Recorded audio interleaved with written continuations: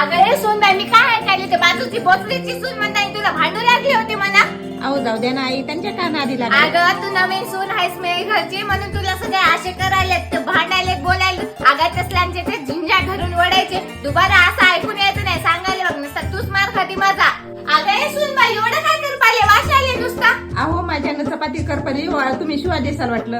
अगं मी कशाला शिवा देऊ. एवढे दिवस म्हणताना मी सासूनी मला शिवा दिली आणि मी बी तेच करू काय. आता तेच परंपरा करत बसू काय. एवढे दिवस तिने शेण खाल्ली म्हणून मी बी खाऊ काय.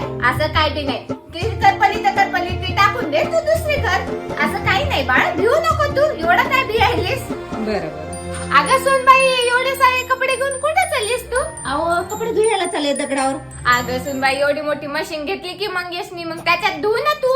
अहो तुम्ही हुंडा दिला नाही माझ्या बापानं म्हणून टोमणे देसाल म्हणून. अगं माय सगळ्या सासू असे असल्यानं सुना कुठं जावं तूच सांग बरं. मी तसली नाहीये बाई. आमच्या इथं तसलं काही बी नाही. तू मना मोकळं राहू शकते. आणि हे काय साडी साडी घालून राहिलीस. एक तर मी सासूनी म्हणली होती म्हणून